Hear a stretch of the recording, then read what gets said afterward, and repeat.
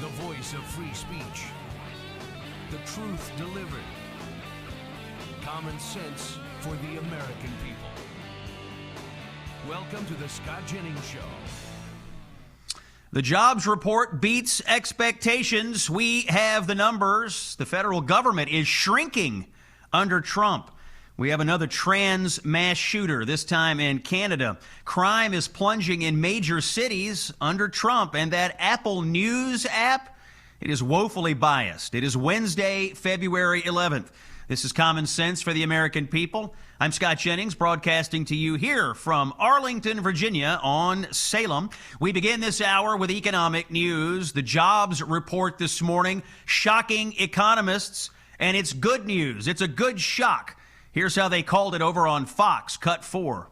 I think a lot of people would say this is starting off the year on the right foot because we're seeing 130,000 jobs added for the month of January. The expectation was just 70,000. We also saw the unemployment rate falls to 4.3%. The expectation there was 4.4%. Take a look at where we saw jobs added and lost. Healthcare, 123,000 added. Also, professional and business services and construction, adding 34 and 33,000 jobs respectively. A lot of people probably like to see that. Losing jobs for the month, financial activities. And here you go, government down 42,000 jobs. I want you to note that government number. The private sector is rising, and the size of government is falling. Under President Trump, in fact, federal employment has declined to its lowest level since 1966, and the lowest level in recorded history as a share of the total workforce. How many conservatives have told you they are going to shrink government? And Trump now is actually doing it. Even over on CNN, economist Rana Fuhar, no Trump fan, had to admit it. Cut 5. This is a hot jobs report. I mean, there's really nothing in this not to like. You're seeing a lot of sectors that had been softer, like manufacturing, for example, looking better. You're seeing numbers that really nobody expected. Here's the real story, folks. Trump inherited an economy that was shedding private sector jobs and adding government jobs, and that is now reversed.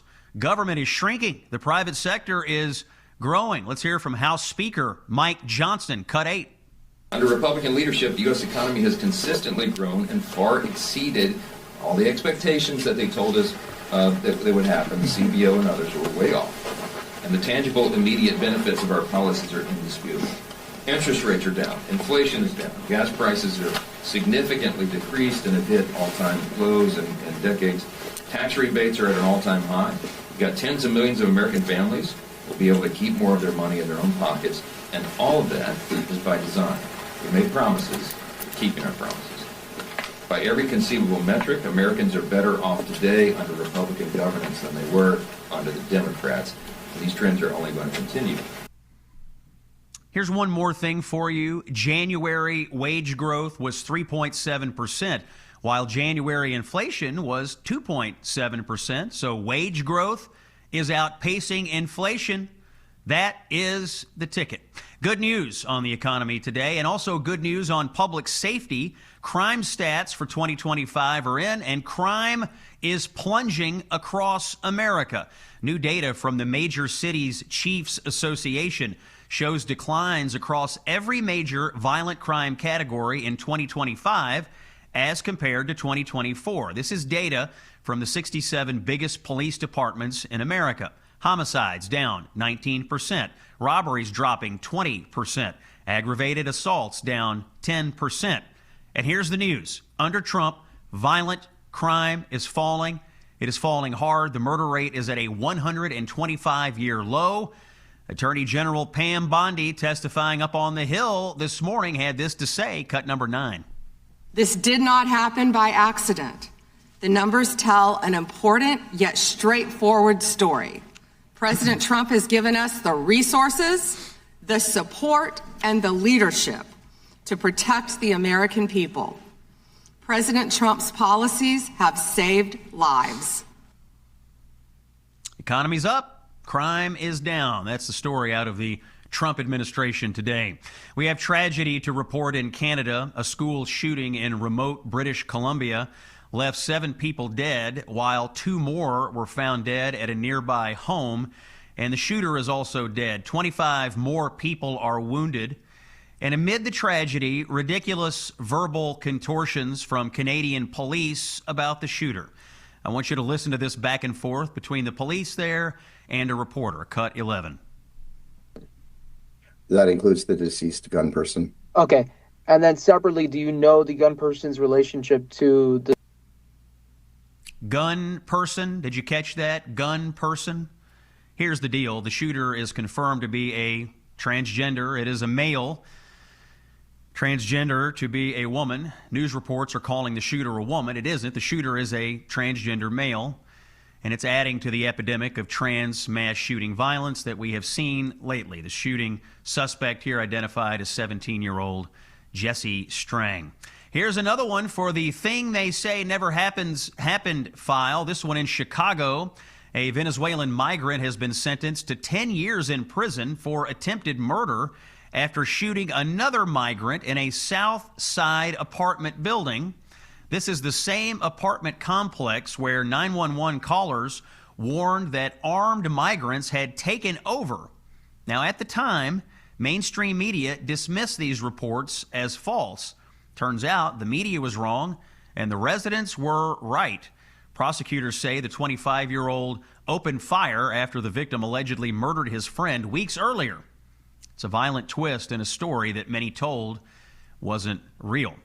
The U.S. State Department has informed Congress that far-left groups like Code Pink and the People's Forum are being used as vectors for Chinese influence operations, pushing pro-Beijing narratives and helping spread propaganda tied to networks linked with Chinese state interests.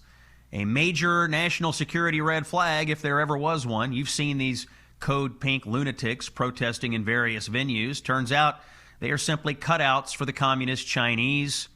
Of course, calling it out is one thing. Now it's time to shut down these anti-American subversives, in my opinion. In other news, the FAA closed the airspace over El Paso, Texas this morning, and then it reopened it. Looks like Mexican drug cartel drones breached the airspace there. And we'll have to keep an eye on this story about exactly what happened. It's Scott Jennings here on Salem. I want to bring you a quick bit of news about aches and pains. This one coming from Tom in Texas. Tom was 85 years old. Pain was keeping him from riding his bike and flying small aircraft as a flight instructor. He had an active life, but after taking Relief Factor, he says his lower back and his hip pain are virtually gone, and even long-standing trigger finger issues have started to improve. Now, I'll just tell you, in the Jennings household, we have been using Relief Factor. My father especially has really taken to Relief Factor. He's down in Florida now for the winter playing golf, very active. He tells me he's been religiously taking Relief Factor, folks, and he tells me he's never felt better.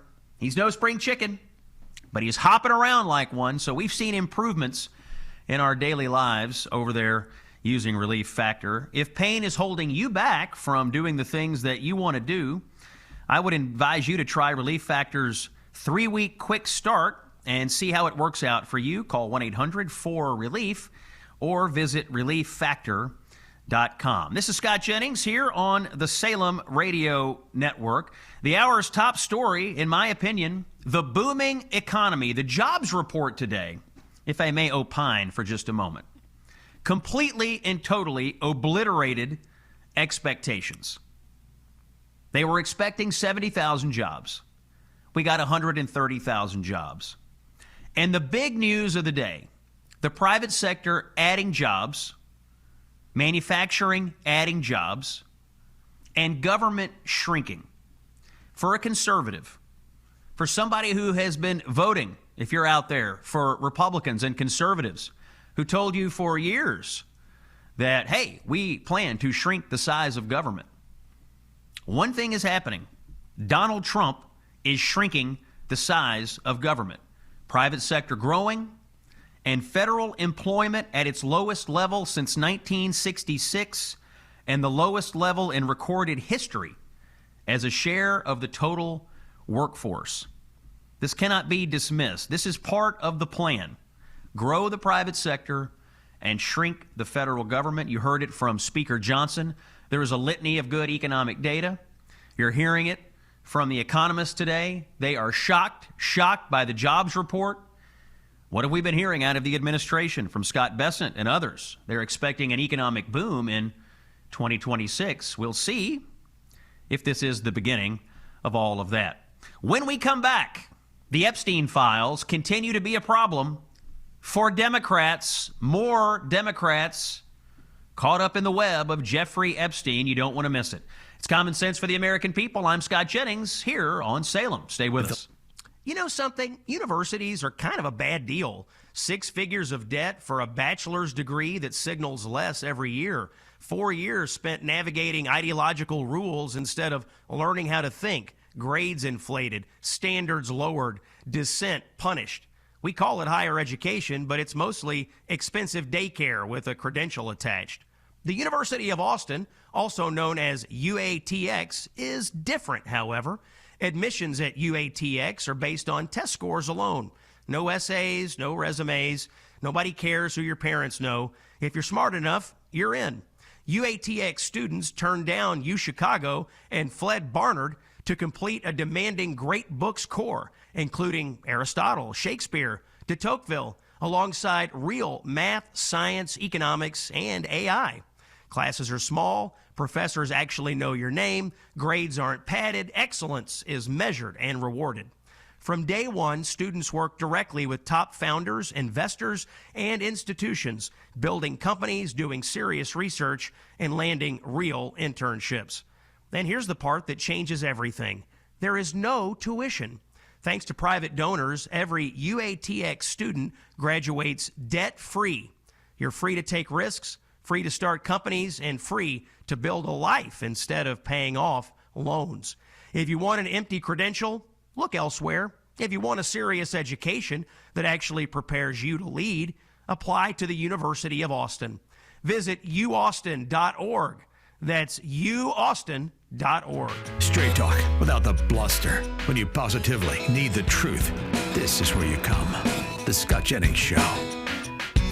It is Wednesday, February 11th, and we continue our coverage of the Epstein files here on the Scott Jennings Show. And the story continues to be Democrats have an Epstein files problem.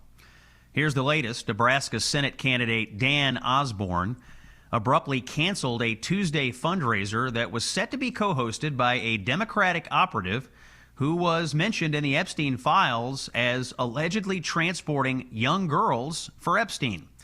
The Democratic operative's name is Dana Chasen, an heir to the Rockefeller fortune who advised Hillary Clinton's 2016 campaign and also the campaigns of other Democratic senators. He was listed on an invitation for the event that benefits Osborne. He is running in Nebraska against GOP Senator Pete Ricketts. As I've said to you from the beginning, Democrats should have been careful what they wish for here. And I will say it again. What Donald Trump said was true. The idea that he had something to do with any of this was a hoax. It was an absolute hoax. And it must have pained ABC News to have to run this report. And therefore, I'm going to play it for you. Take a listen to Cut 12. This morning, a new document coming to light claims in the mid-2000s, President Trump called police about Jeffrey Epstein. Among the 3 million Epstein files released by the Department of Justice last month is a 4-page FBI report on an interview the Bureau conducted in 2019 with the man believed to be former Palm Beach Police Chief Michael Ryder. Ryder and his detectives began investigating Epstein for human trafficking in 2004. According to the document, Trump called Ryder around that time and said, "Thank goodness you're stopping him. Everyone has known he's been doing this." Ryder also says Trump said he threw Epstein out of his club, and he was around Epstein once when teenagers were present, and Trump got the hell out of there. The former police chief says Trump told him to focus on Epstein's associate Ghislaine Maxwell, saying she is evil.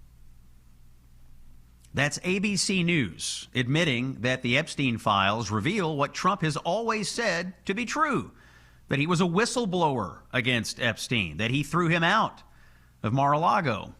But that doesn't stop Democrats and media from continuing to lie about this story. How many of those kinds of people do you see appear on your television night after night claiming Trump is guilty of some heinous act here? Far too many. And they all know that they are lying, every last one of them. They know they are lying, and yet they keep repeating it over and over again because in the Trump era, anything goes. To the broken-brained Democrat or anti-Trump media person, you're allowed to say anything if it means tearing down Trump, even if that thing is completely and totally false or debunked. Just listen to this exchange between journalist Ested Herndon and Texas Democrat Senate candidate Jasmine Crockett, the highest IQ Democrat in America. Listen to her justify lying about all of this. Cut 13. But when I see the moment on the House where you seem to accuse Republican Lee Zeldin of taking money from Jeffrey Epstein, but it seemed like if it was not the same person, I wonder, is there times in which the rhetoric goes too far? Are there times in which you should say, maybe I messed that one up? No, not in this environment. I don't. I think that, we are really in uncharted territory. So I hear your argument that you're reflecting the urgency necessary. And so that's why you won't give an inch. Correct. Mm-hmm. You remember what happened. Jasmine Crockett, who's a member of the House right now, she's running for Senate, went down to the House floor and said Lee Zeldin, the president's EPA secretary, had taken money from Jeffrey Epstein. It turns out, however, that it was a different Jeffrey Epstein. She's asked about it today and says lying is fine if it's in service of destroying Donald Trump. It's astonishing, but it fits, right? As long as you're fulfilling the mission to get Trump, you can say anything you want, make up anything you want, pass off innuendo and hearsay as fact, even on the House floor. Literally, anything goes. Any lie can be told, any story can be fabricated, any narrative can be created. And the trouble is, most of the media just goes along with it. Not too many fact checks on all of this stuff coming out of the Democrats. That's why we're here at Common Sense for the American People. We'll tell you the truth, we'll debunk the narratives, and we won't let them get away with the lies. And before we go to break, I want to tell you about something happening in November. We're going on a cruise, and I need you to go with me. It's the Gulf of America cruise, happening November 2026. Turquoise waters, white sand beaches, great food. There it is. Insightful conversations about the future of our country. I'll be there, as will Mike Gallagher of Salem Radio. We're going to dive into the issues shaping America as we cruise through these stunning destinations while we honor the 250th anniversary of our nation. Here's how you do it. Text the word cruise to 94878 or visit scottjenningsshow.com and click on the Gulf of America banner. The ship is luxury. It is a luxury ship. I wouldn't get on a ship if it were going to sink or if it weren't luxury. You can rest assured it won't sink and it will be nice. We're taking a break. Come on the cruise. We're taking a break. When we come back, Brent Bozell's here. Stunning story of media bias. Stay with us. Hey, it's Scott, and look, this is something I am genuinely excited to share because if you're dealing with low energy, brain fog, getting sick more than you should, or waking up feeling stiff and achy, you need to look into this thing called Strong Cell. I started taking it for the mental clarity alone. Focus is non-negotiable for me, and Strong Cell helps me stay sharp and locked in. On top of that, it gives me clean, natural energy, no jitters, no weird spikes, no afternoon crash. I just feel on. I'm on my A game. What really sets Strong Cell apart is its core ingredients, NADH. NADH is what fuels every single cell in your body. It's basically the spark plug for cellular energy.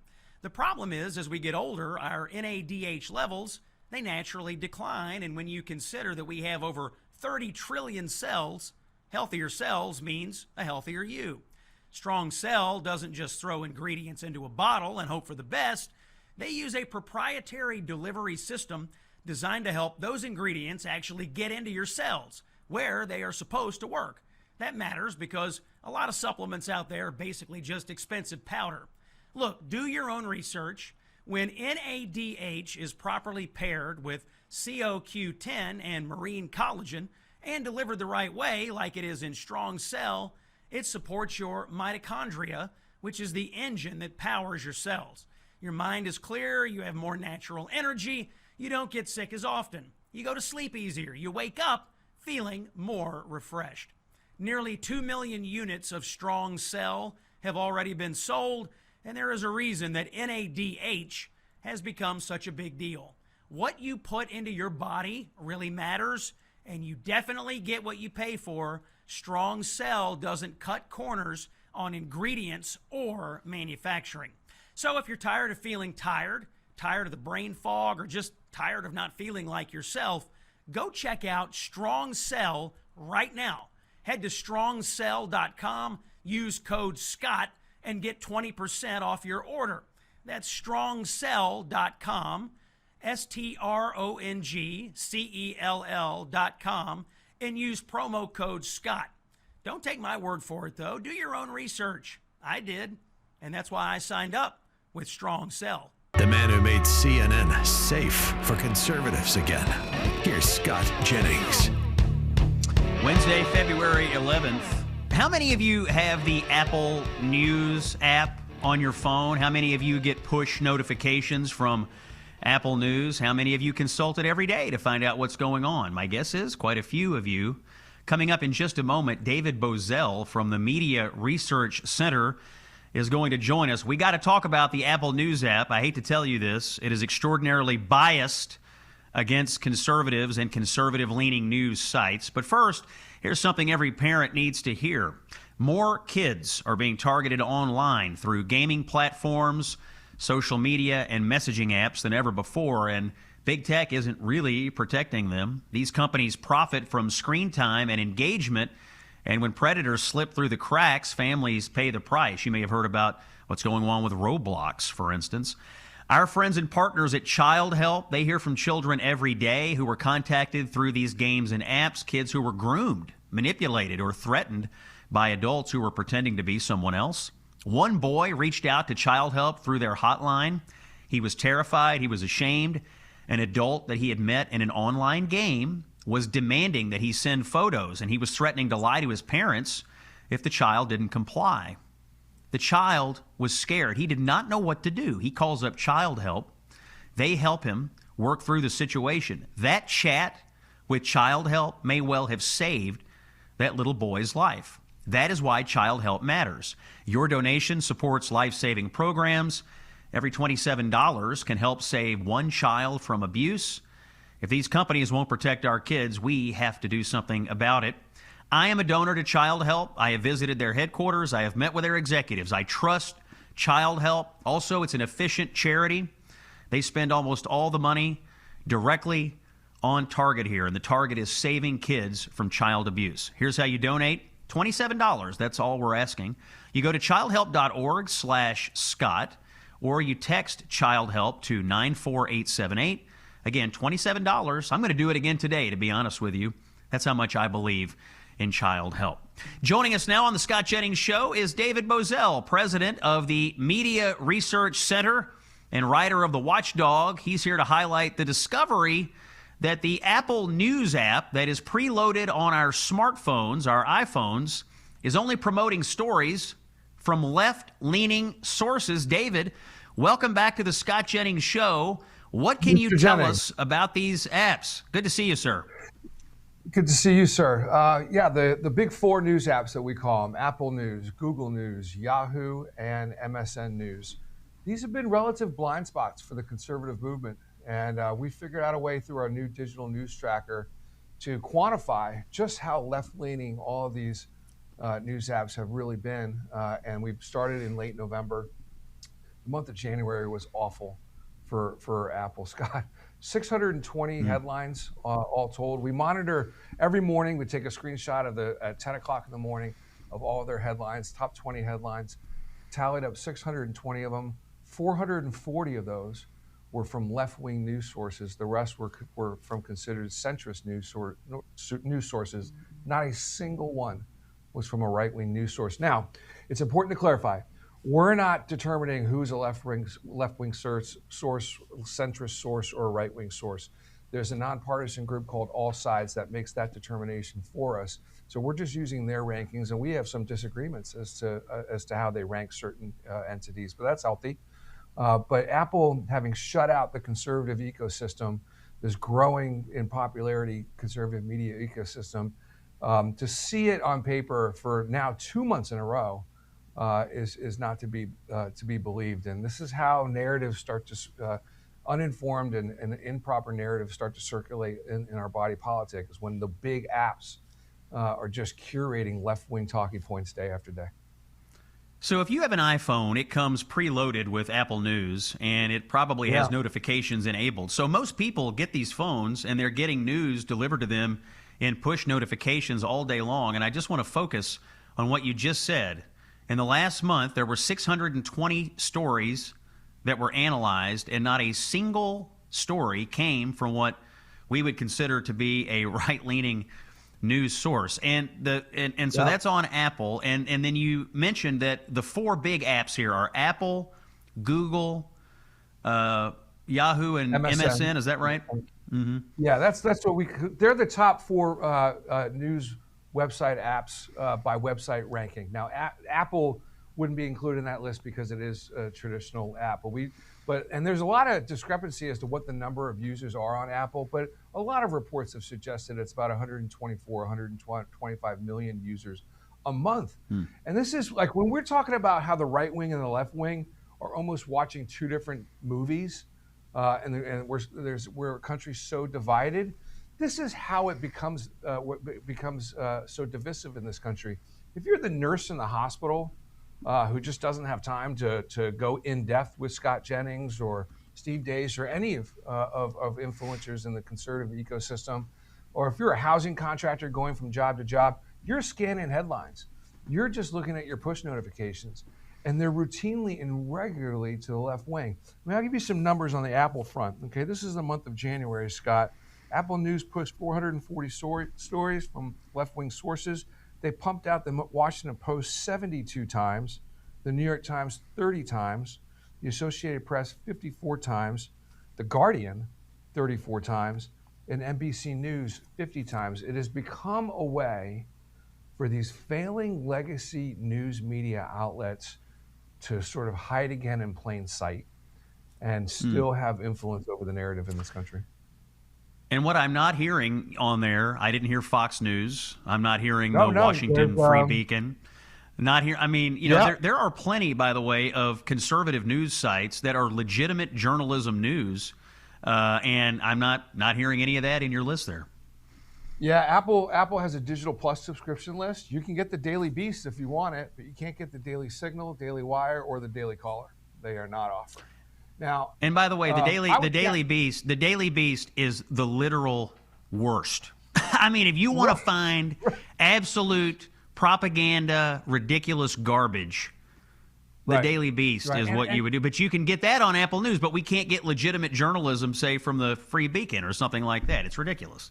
Yeah, Fox News was not covered. New York Post was not covered. We're not linked to by Apple in the month of January. Breitbart, Daily Mail, Gateway Pundit, if those are your flavors. None of those things were published. Now, the conservative ecosystem, have we applied to be on Apple? That's a question I would ask. I mean, we're on Salem News Channel right now. I would challenge Salem News. Let's go apply to get on Apple and document and record the response and see if we can't get on Salem News, or if any of our brothers and sisters in the conservative media ecosystem. Be aggressive about applying to get on these platforms.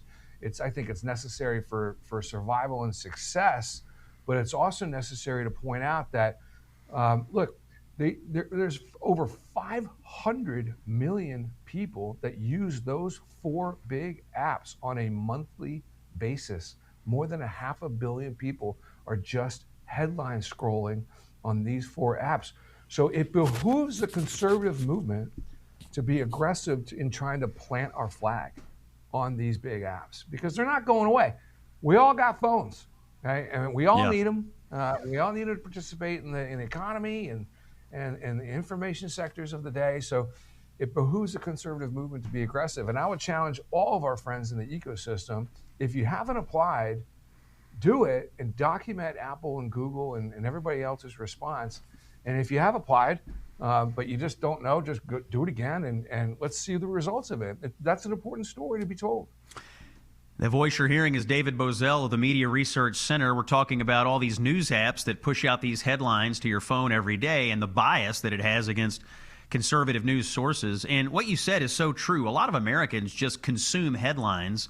Just this morning, as I was getting on the plane to fly here to Washington today, you know, the Axios website, which often produces garbage headlines, you know, they had a headline. It was like, violent crime is falling in America despite Trump's crackdown rhetoric. It was the most tortured, ridiculous headline.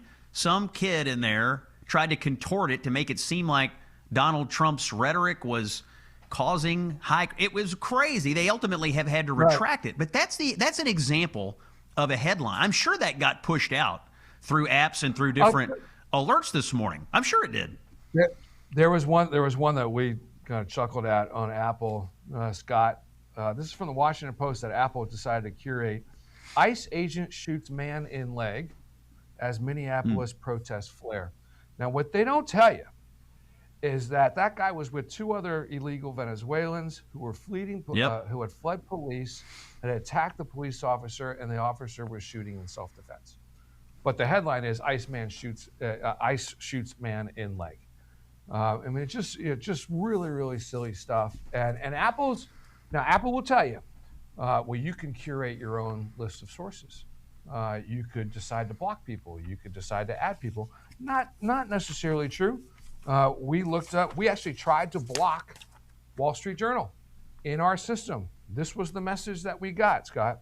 If you attempted to block the Wall Street Journal, quote, and this is a dialogue box that Apple News will give you, quote, if you block the Wall Street Journal, Apple News will stop showing stories from this channel, except when selected by the Apple News editors.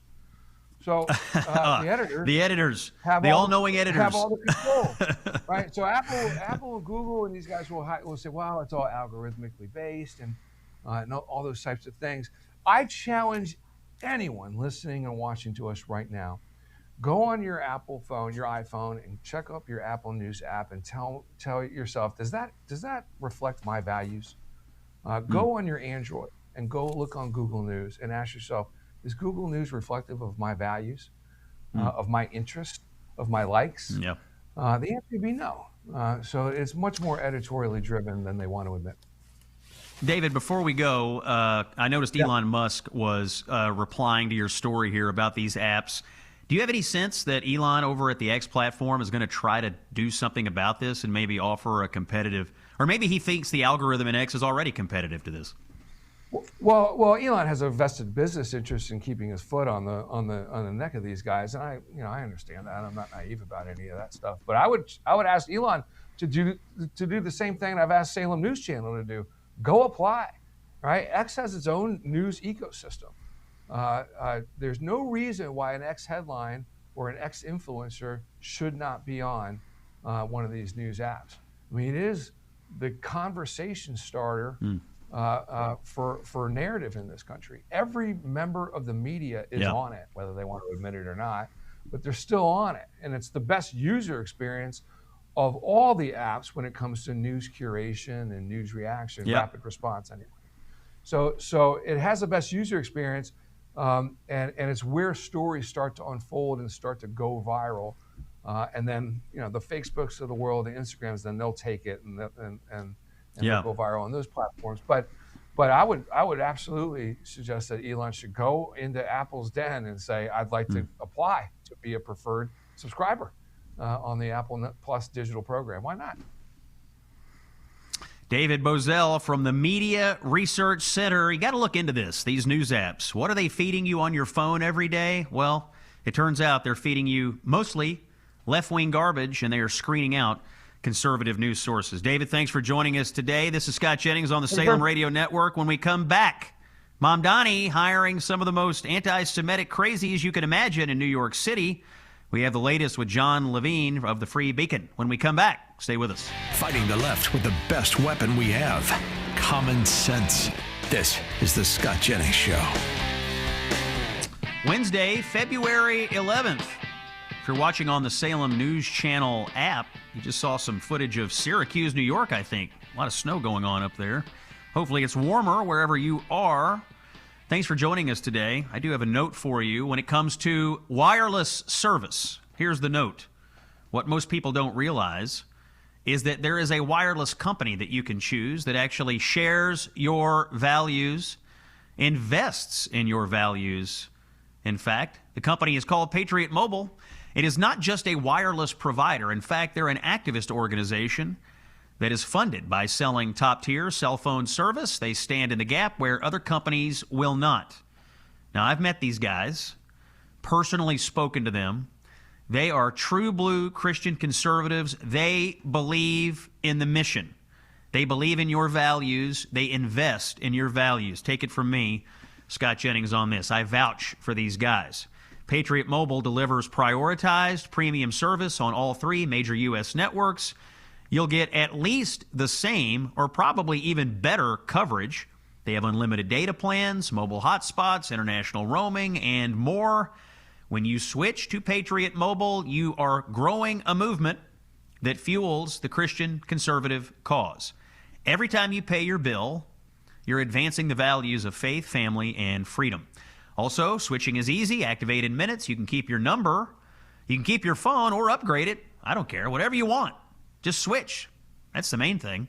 Take a stand. Go to patriotmobile.com/Scott or call 972-PATRIOT and use promo code Scott, and they'll give you a free month of service when you do that. patriotmobile.com/Scott or call 972-PATRIOT. Make the switch today. Scott Jennings is here on the Salem News Channel. What's that, Hollywood, Sean? We do. Fantastic. Joining us now on the show, John Levine, a writer at the Washington Free Beacon. John, thanks for coming in here. Yesterday on the show, we had David Brody from the Christian Broadcasting Network. He was talking about the sharp rise in anti-Semitic attacks in New York since Mamdani was elected. And despite Mamdani's claim that he wants to protect Jewish New Yorkers, it sounds like from your latest reporting, sir, that he is in fact hiring several anti-Israel activists. Tell us about your latest report, John. Thanks for being here. Well, the reason he's not sincere in being able to protect Jewish New Yorkers is that the foxes are in the hen house. And every time he announces a new appointment, you know, you always can go look at the tweets, and they're always deleted. And when I see someone's the tweets were deleted, it's sort of a bat signal where I'm like, there's going to be something under this rock. And there always is. And you can recall deleted tweets. I think I can look at 3,000 deleted tweets a day. Pretty rough, but I can do it. That's my batting average. And inevitably, when you do this, you find examples where they're saying, you know, from the river to the sea, Israel doesn't have a right to exist. Zionists are fascists. You stop the genocide. All the sort of false claims that are made against Jewish people. So the fact of the matter is, the administration is full of anti-Semitic appointments. They don't believe they're anti-Semitic. They're trying to create a new definition of anti-Semitism that cuts out half of the world's Jews. And they're trying to say some version, you probably heard some version of this, well, I'm not anti-Semitic, I'm just anti-Zionist. I'm just against half the world's Jews. But the other half of the world's Jews are okay. But it doesn't work that way. So we're not going to allow that, and there's going to be more reporting. John, your article highlights that Mayor Mamdani appointed someone named Alvaro Lopez, who once called the people who were ripping down the flyers of Israeli hostages. Remember that? We saw people going around New York and other places ripping down these flyers. Alvaro Lopez called them heroes when he was the Brooklyn borough director. Tell us about Lopez. He used to be, at the time he said that, he was a senior official, possibly the co-chairman of the New York City Democratic Socialists of America, the same movement that Zoran Mamdani comes from. While he was in that position, he wrote a very, very influential memo about how to sell the Hamas movement to Americans by trying to tie it to declining living standards in America. Why are we sending money to Israel when affordability is so difficult in the United States? It's a very appealing strategy, and it's what the left has employed increasingly on this issue. So then fast forward, Mamdani is elected, and he is first put on the inaugural committee, and then Mamdani puts him in charge makes him the Brooklyn borough director of, and the specific office is the Office of Mass Engagement, which is something right out of like 1984. Like that's basically going to be when he needs to put together a flash mob on any issue. The Office of Mass Engagement, it's very Soviet sounding, will just be able to do that. And he's going to be in charge of that initiative in Brooklyn, which, by the way, is where I think most of the Jews in New York City live, is in Brooklyn. So it's just very disturbing. The voice of free speech. The truth delivered. Common sense for the American people. Welcome to the Scott Jennings Show. It is Wednesday, February 11th. Scott Jennings here. Common sense for the American people. Hour number 2 underway. Let's do a quick check of the headlines.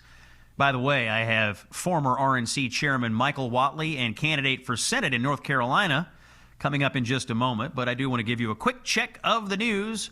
Great jobs report this morning, beating all expectations. 130,000 jobs created in the month of January versus an expectation of just 70,000. And the big news in the report is that while the private sector is growing, federal employment is at its lowest level since 1966. Top line, private sector up, government down.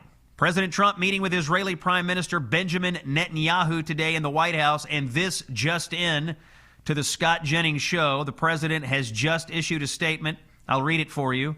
I have just finished meeting with Prime Minister Netanyahu and various of his representatives. It was a very good meeting. The tremendous relationship between our two countries continues. There was nothing definitive reached other than I insisted that negotiations with Iran continue to see whether or not a deal can be consummated. So seems like today the president's still showing some restraint, even though we have a huge American military buildup in the region.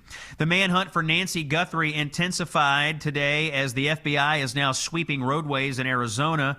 Yesterday, a man was detained and then released in Pima County after the FBI released footage from Guthrie's front porch on her doorbell camera showing a man in a ski mask. TMZ reports today they have received a third ransom note alleging to have information about the captors, but still it's very unclear what we know about this situation, if really anything at all. And up on Capitol Hill, the push for the Save America Act continues. Senator Markwayne Mullins of Oklahoma lays it out, cut 14. In fact, 82% of the American people, regardless of what side of the aisle you're on, thinks it's a good idea to have to prove that you're actually a citizen of the United States to be able to vote, and you have a picture ID. It's kind of common sense. Oklahoma does it. 37 other states do it. The only 13 states that don't do it are blue states. And we'll pick it up right there with Michael Whatley of North Carolina, former chairman of the Republican National Committee, now the Republican candidate for Senate in the Tar Heel State. Mr. Chairman, good to have you here on the show again. What say you on the Save America Act? What's your advice to Republicans in Congress on this? Pass it. We need to get it done. It is absolutely essential for us to have only American citizens vote. It is absolutely essential for us to have voter ID.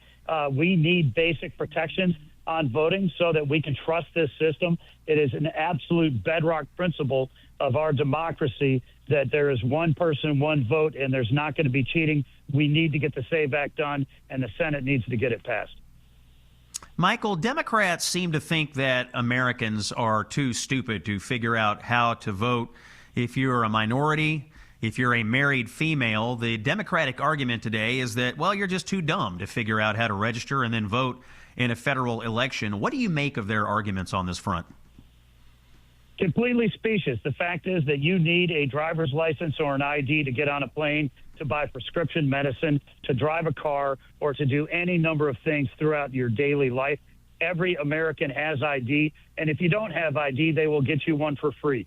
This is absolutely just obstructionism at its best, and it needs to be overrun by the Senate Republicans. Michael Whatley is the Republican candidate for Senate in North Carolina. Let's shift gears to crime. The Democrat in this race is Roy Cooper, former governor of North Carolina. He released 3,500 criminals back into the streets of North Carolina when he was governor, including 51 people who were serving life sentences. He also released DeCarlos Brown, who went on to murder Irina Zarutska last year in that awful train murder. Mr. Whatley, how will your approach on crime differ from Roy Cooper's? Well, at the end of the day, I believe that we need to enforce the law. We don't need to reimagine law enforcement, as Roy Cooper said back in 2020 when he signed an executive order and created cashless bail and pretrial release, brought him to North Carolina. It's absolutely inexplicable that he signed off on this settlement, released 3,500 prisoners because he didn't want them to get COVID in jail, and instead inflicted them, put them back on the streets all across North Carolina. He owes the people of North Carolina an explanation for who is on this list, how they were put on this list, and whether any of the people on this list, other than DeCarlos Brown Jr., went on to commit violent crimes.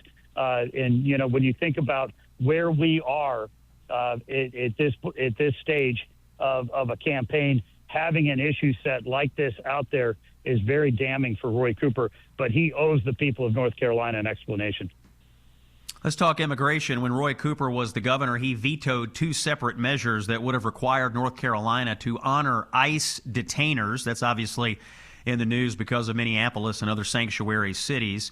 What's your view about the situation with ICE in North Carolina? Should we have ICE working with local jails? Roy Cooper says no. What's your view? Well, look, President Trump campaigned throughout the course of 2024 that he was going to secure our border and he was going to deport violent, criminal, illegal aliens and get them off of our streets. He is working every single day on that. By far the safest way to take an illegal alien criminal and get them out of the state is once they're arrested for the sheriff to turn them over to ICE. And that's why we have the detainer system. It is unbelievable that Roy Cooper would veto legislation forcing the sheriffs of North Carolina to honor those ICE detainers and work with ICE. He really, truly wanted to see, I guess, a situation like we see up in Minnesota right now. But it is amazing that Roy Cooper is fighting harder for criminals and illegal aliens than he is to protect his own citizens. Another issue, Michael, that's in the news right now, the idea that illegal aliens are somehow getting commercial driver's licenses, CDL. We recently saw a tragic accident in Indiana. We've seen them in California and other states. What's your view on this? Roy Cooper, when he was governor, issued thousands of commercial driver's licenses to illegal aliens down there.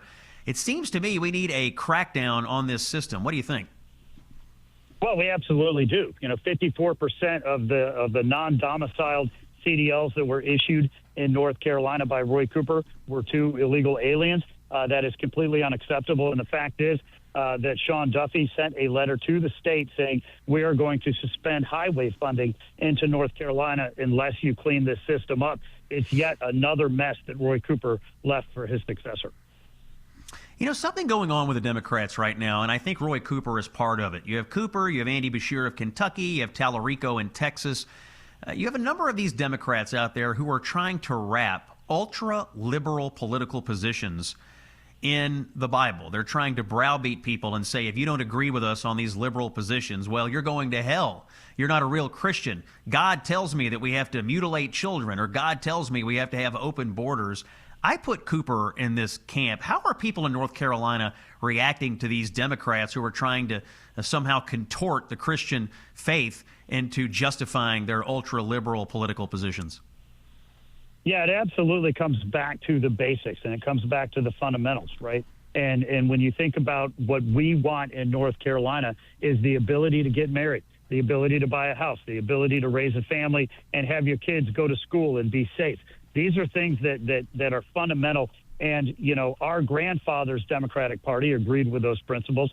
Today's Democratic Party is absolutely off the charts, right? And when we saw in 2024, the Democrats were running on open borders, inflationary spending, and a woke America. Those are the issue sets that the Democrats lost on, but they're doubling down on them right now.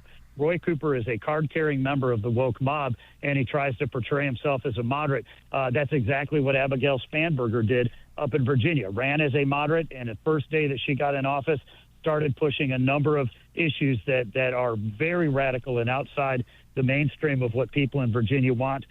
She was a wolf in sheep's clothing up there. That's exactly what North Carolina voters are looking at Roy Cooper as right now. Michael Whatley, Republican candidate for Senate in North Carolina, one of the biggest Senate races in America. It's the open seat being vacated by Tom Tillis. Mike, thanks for joining us today. Yes, thank you, Scott. All right, Michael Whatley will be watching that race very closely throughout the rest of the year. Quick news, by the way, on the topic of aches and pains. We've been collecting stories from listeners. This one comes from Keith in Washington, an extremely active guy, former college athlete, a martial arts instructor. He was teaching, in fact, lots of martial arts classes. Over time, his body was wearing down, and he didn't know what to do, so he says, I'm going to try Relief Factor. Now, here's the report from Keith in Washington. Knee pain disappearing, neck pain dropping significantly, and he was able to keep training, and he was able to earn his black belt. He attributes that to Relief Factor. If you would like to stay active, if you would like to live your life with less pain, and let's be honest, who among us would not, I would recommend you give Relief Factor's 3-week quick start a try. Call 1-800-4RELIEF or visit relieffactor.com. Let us see if we can get you out of pain. When we come back, do teachers actually have to pay union dues? No, actually, we need to talk about it. Stay with us here on Salem. The man who made CNN safe for conservatives again. Here's Scott Jennings. My next guest, one of the nation's fiercest advocates of school choice, here today to talk about teachers' unions and how much they stink. Please welcome Corey DeAngelis to the show, president of the Educational Freedom Institute. Corey, I'm a huge fan. Really glad you have some time for us today. Welcome in. Hey, Scott, thanks for having me. So before we get started, I want to play a little clip from the Education Secretary, Linda McMahon, about teachers no longer having to pay union dues. Let's hear from Linda, cut number 10. Teachers, did you know you are not obligated to pay union dues no matter what state you live in? In 2018, the Supreme Court ruled that public employees, including teachers, cannot be required to join or pay a union as a condition of employment. This was a huge win for American workers. No employee should feel obligated to hand over their salary to a union that is bankrolling political causes with their hard-earned paycheck. Now, Corey, you wrote a piece back in 2025 called How Teachers Can Dismantle the Teachers' Unions. You specifically mentioned this Supreme Court case. It goes all the way back to 2018. Corey, do you think teachers know about this, or are they still sort of toiling under the belief that they have to fork over these union dues? Yeah, of course, the school districts and the teachers' unions aren't going to advertise this stuff. They want to hold these teachers hostage, just like they did with kids' education during COVID when they lobbied the CDC to keep schools closed as long as possible. They want power more than anything else.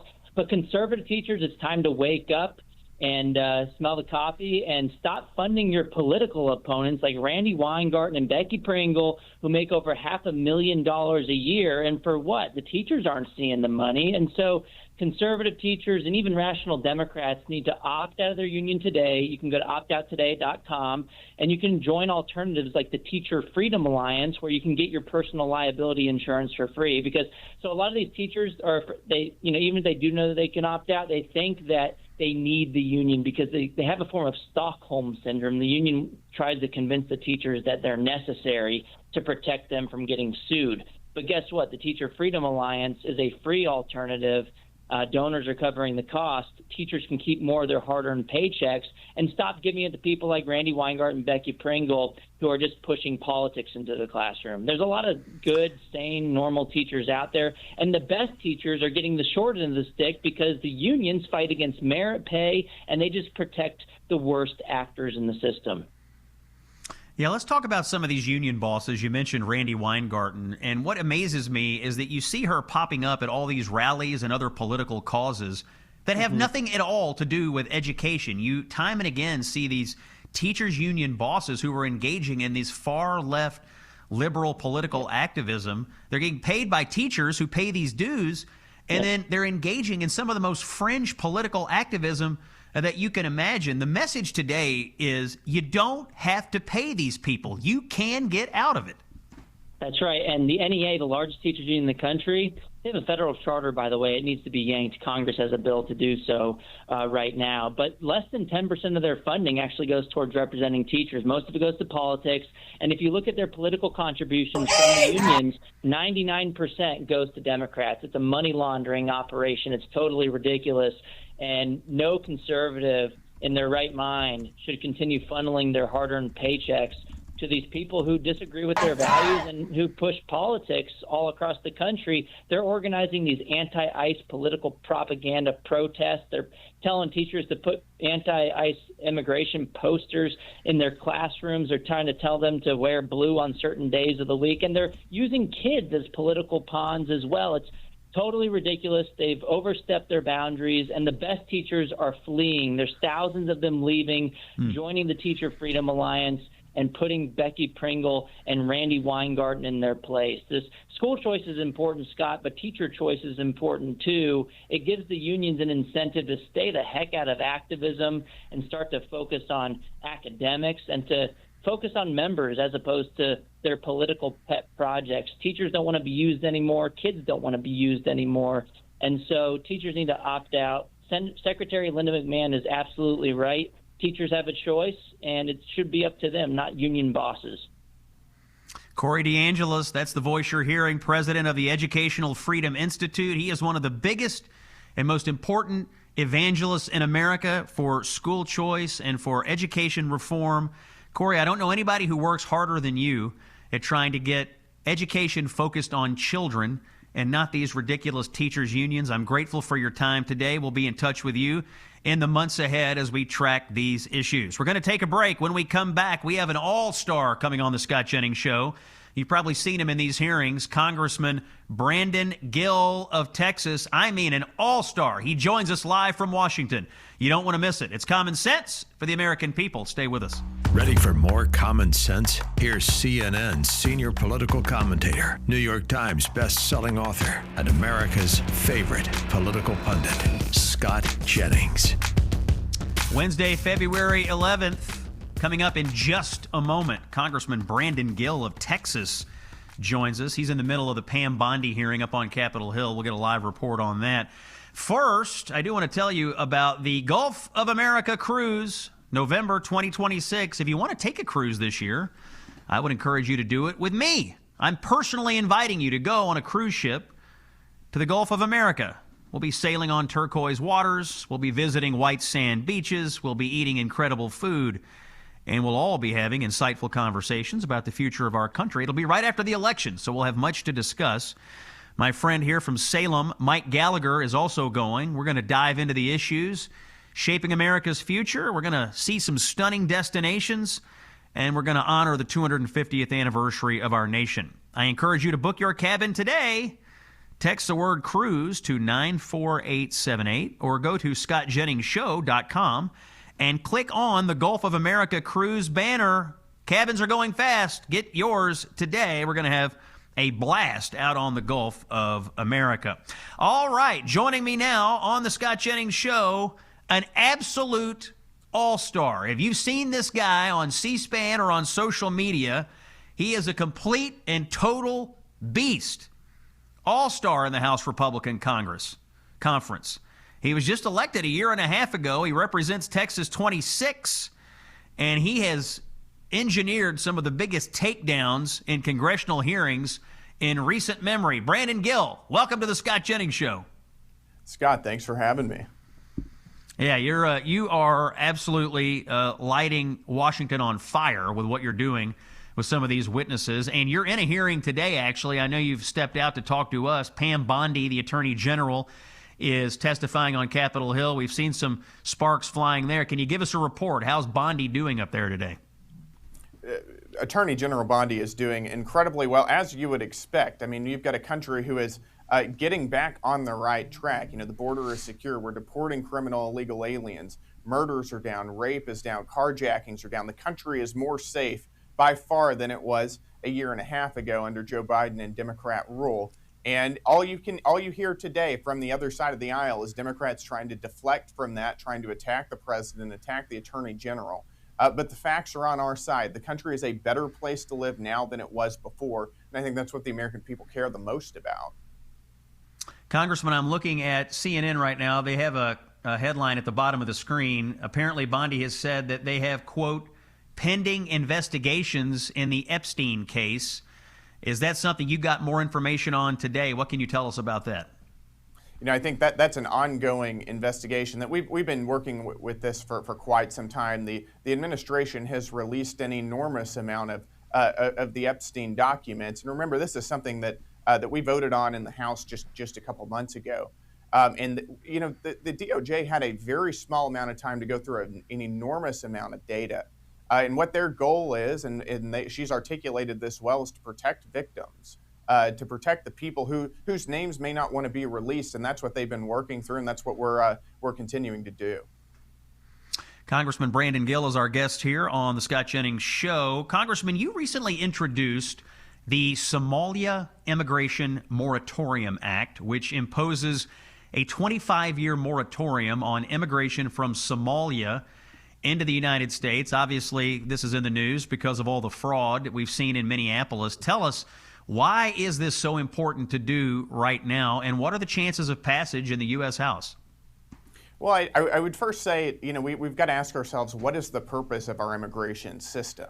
And I think the answer is simple. The purpose of our immigration system in America is to benefit American citizens. There's no other reason it exists. And we ought to be able to determine, as a sovereign country, as a sovereign people, who can come into our country and who can't. And they need to come in on our terms, and they need to benefit our people. And we've seen mass migration for several decades now, including from Somalia. And what has been the result? We've seen the Somali fraud scandal just in the past couple months. It infuriates the American people to see their tax dollars being laundered and stolen from them to the tune of billions of dollars. But one of the other things that you also see is that the Somali community in Minnesota uses welfare at an astronomical rate. 81% of Somalis and 82%, of Somalis in Minnesota are on welfare. Even after being in the United States for 10 years or longer, 78% are on welfare. And we used to have what's called the public burden doctrine in immigration law, and that simply stipulated that you can't come into the country, you can't immigrate into the country and hop on welfare, that we're going to make sure that the people who come in are going to be self-sufficient. We cannot allow people to come in and for us to pay for their food and their housing and their health care and everything else. We've got our own problems to deal with. So I think it makes total sense for us to simply say, we want to shut off immigration from Somalia. It's not benefiting the American people. The American people don't support it. We want to allow the people who have come into this country to assimilate, which is not happening right now. And we want to, again, put the American people first. So I introduced this bill. It's a 25-year moratorium on Somali immigration. I think that is a common sense, pretty moderate solution for some of the problems that we've seen recently. We've got several co-sponsors on our side of the aisle who've hopped on it, and we're going to keep pushing it. Congressman, I agree with you that we are not doing a good job of figuring out who we're bringing into the country and asking a question, does this benefit the United States of America? Another area where I think we have a lot of abuse is in the student visa program. We're allowing a lot of people to come into our country on student visas. They immediately get to campus and they espouse anti-American, anti-Western views. They come here essentially to destabilize and overthrow our country. What can we do about the student visa abuse that we have in our immigration system? Yep. Well, I've worked on legislation that would stop foreigners from hostile foreign countries coming into the country and studying in areas that are not in our national security interests, for instance. Coming in here from China to study nuclear engineering or aviation or areas that can be used militarily against the United States. But in my opinion, I think we ought to drastically reduce the number of student visas that we allow into our country. We've got our own people that we want to educate, we want to develop. And I think that ought to be our top priority, not bringing in foreigners to take our students' place in our institutions. We've got problems already with our institutions, college campuses, for instance, being just indoctrination camps. And it doesn't benefit us for somebody to come in from another country, become indoctrinated into anti-American left-wing ideology, and then take that back to hostile foreign regimes to then be used against us. So again, I think that we've got to totally right-size and reorient the way that we think about immigration in America and come back to the basic principle. Does this help our people? Does this make life better for Americans? Does this increase our national security and make America a stronger country? And too often the answer to that is no, and we've got to fix that. Congressman Brandon Gill of Texas is our guest. Yesterday, Congressman, there was a big hearing with ICE and Border Patrol up on Capitol Hill. We have seen increasingly unhinged rhetoric from Democrats. In fact, one of your colleagues, a Democrat congressman named Sri Tanadar, essentially threatened ICE officials and basically said if Democrats take over in 2028 in the presidential election, that they're going to try to throw all these ICE and Border Patrol people in jail. What do you make of these threats? Is this appropriate for a member of Congress to be throwing out threats to high-ranking officials in our government who, frankly, are doing nothing more than enforcing existing U.S. immigration law? Of course it's not appropriate. I mean, what you have is the left in our country who is going all out against the rule of law, all out against the president and Republicans. We hear the rhetoric every single day in our committee hearings that Republicans are Nazis, ICE agents are the Gestapo. You know, at some point it gets old, but the problem is that it does incite violence against law enforcement and against conservatives. You know, you would think that after Charlie Kirk was assassinated that the left would take a look at themselves and think maybe we should tone things down a little bit. Maybe we should stop labeling the people across the aisle as Nazis. But they haven't. But, you know, I think that the left sees immigration as an existential political issue for them, and that's why they're going as far left as they have been on this issue. They see it as we've opened up the borders for 4 years under Joe Biden. We let in 15+ million illegal aliens. And what we want to do is we want to provide those illegal aliens eventually a path to citizenship, which is something that they've been pushing for. But in the meantime, we want unsecure elections. We want the illegal aliens to impact congressional apportionment. In other words, we want to weaponize immigration to rig our election system against Republicans and in favor of Democrats. And in order to do that, they believe that that is their political path to power. And this isn't something that's a right-wing conspiracy theory. These are things that the left has talked ad nauseum about. I mean, they've written books about it. But I think that's why they see this as their path to power. And they see ICE and what the president is doing to enforce our immigration laws as existential politically for them. And they're willing to do anything under the sun to stop them. Congressman Brandon Gill of Texas is our guest. And on the front of U.S. elections, this just into the show, it seems like the House this morning, or maybe just a few minutes ago before you popped on here, approved the rule, I guess, that will lead to the vote for the Save America Act. The final tally was 216 to 215. The only Republican to vote no was Thomas Massie of Kentucky. Are we going to see the Save America Act pass today or sometime before the end of the week? What's the future here? Well, it'll definitely be before the end of the week. We're going to get this passed out of the House. I expect every single Republican, perhaps maybe minus one, but other than that, every single Republican to get behind this. This is good legislation. And it's as common sense as it gets. The American people want to know that they live in a sovereign country, that the people who are citizens actually are the only people who get to determine how our political system operates, that you can't have foreigners influencing our election system. And that's why the vast majority of Americans, it's 70, 80%, depending on the poll that you look at, agree with voter ID laws. Because they recognize that anytime you have a foreigner who is not an American citizen voting in our elections, that disenfranchises and waters down the votes of the American people. And we want to be able to be the only people who are influencing our political system again. So we're going to get it passed. The key is figuring out a way that this can actually get through the Senate and get to the president's desk, and that'll be the next step. But we're going to get it done in the House. A star is born and a beast is born. If you want to waste some time this afternoon, if you're tired of looking at your computer screen at work, go onto your social media feed, type in Brandon Gill hearing. You're going to see all sorts of clips of Brandon Gill taking no prisoners in congressional hearings. This is the kind of conservative warrior we need in Washington. Brandon, thanks for coming on the show. We look forward to having you back in the near future. Hey, thanks for having me. All right, thank you, sir. Let's have a word from our friends at Done with Debt.